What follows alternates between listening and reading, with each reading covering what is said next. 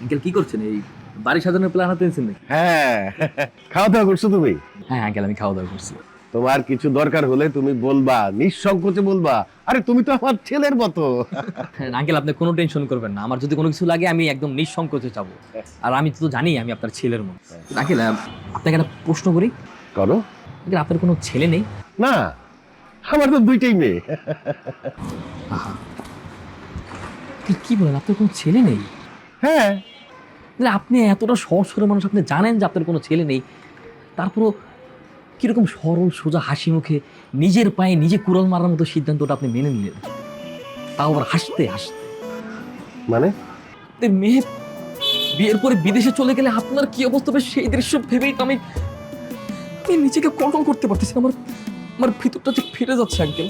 আপনি একবার ভাবুন, আপনার মেয়ে আপনাকে ফেলে চলে গেছে, আপনার বয়স হয়েছে, আপনি যে কোনো মুহূর্তে অসুস্থ হয়ে পড়তে পারেন। আপনার মেয়ে কি তখন 7 সমুদ্র 13 নদী পার হয়ে আপনাকে দেখতে আসতে পারবে? কখনোই না, এটা সম্ভব না। আর আঙ্কেল বিদেশের যে কালচার, দেশে যদি কেউ একবার যায় সে আর আসে না। আমার খালাতো ভাই সুমন এটার প্রধান সাক্ষী। এইভাবে কিন্তু আমি ভাবি নাই রে বাবা। আঙ্কেল না ভাবলে কি হবে, আপনাকে ভাবতে হবে, বুঝতে হবে। কিন্তু এখন তো আর কিছু করার নাই, এখন তো সব অ্যারেঞ্জমেন্ট হয়ে গেছে। এখন কিভাবে এটা চেঞ্জ করব? কপালে যা আছে তাই হবে আর কি। আঙ্কেল এটা ভুল কথা বলছে। যা থাকে কপালে এটা বলে বসে থাকলে হবে? কপাল বদলানোর জন্য চেষ্টা করতে হবে না? ভাগ্য পরিবর্তনের জন্য তো মানুষকে চেষ্টা করতে হয়, তবেই না ভাগ্য পরিবর্তন হয়। আঙ্কেল এখনো সময় আছে, একবার চেষ্টা করেন, যাতে ভবিষ্যতে আপনাকে আর আফসোস করতে না হয়। তাহলে পরে দেখা যাবে আঙ্কেল, সময় গেলে আর সাধন হবে না।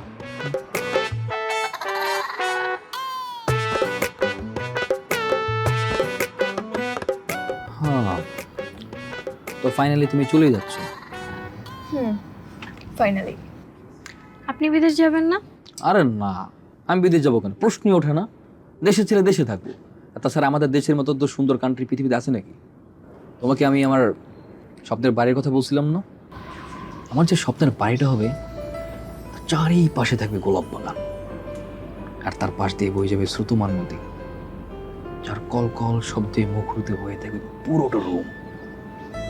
তার সামনেই থাকবে শীতল পতবৃক্ষ, যেখানে ফুল দিয়ে সাজানো থাকবে একটি দোলনা, আর যাতে দোল খাবে আমার স্বপ্নের পরি। পরিটা কি আপনার বউ? হ্যাঁ, আমার স্বপ্নের পরি। আচ্ছা, আমি না বুঝলাম না, তুমি এই কথাটা বারবার আমার সামনে কেন বলো?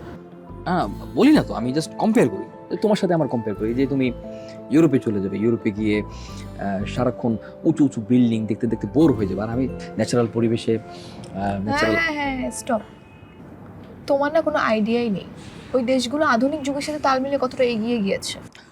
এত আধুনিক, আধুনিকের ঠেলায় দেখবা তোমার জামাই বিদেশি গিয়ে হাফ প্যান্ট পরে মেয়েদের পিছনে ঘুরতেছে, তখন দেখবা কেমন লাগে। ভাইয়া আপনি ঠিকই বলেছেন, আমাদের ইংরেজি ম্যামের স্বামী বিদেশ গিয়ে গোপনে 3-4টা বিয়ে করেছে। ওয়াও, হ্যাঁ, এরকম না জেনে না শুনে বিদেশি পাত্র বিয়ে করলে এই অবস্থাই হবে। হ্যাঁ, এখন সেই ডিভোর্সি ম্যাম আমাদের ক্লাস নেয়। এই তুই যা তো এখান থেকে যা, আসছে আগুনের মধ্যে ঘি ঢালবে। আরে তুমি শুধু শুধু ওকে বকছো, ছোট মানুষ। আচ্ছা ঠিক আছে, বাদ দাও, তুমি আমার কথা শোনো। আচ্ছা, আমার যে স্বপ্নের বাড়িটা হবে না, সেই বাড়িটার নাম হবে আমার বউর নাম। চারপাশে ফুল বাগান থাকবে, আর যখন বসন্ত হবে কৃষ্ণচূড়া গাছের নিচে আমি আরও বারবিকিউ করবো।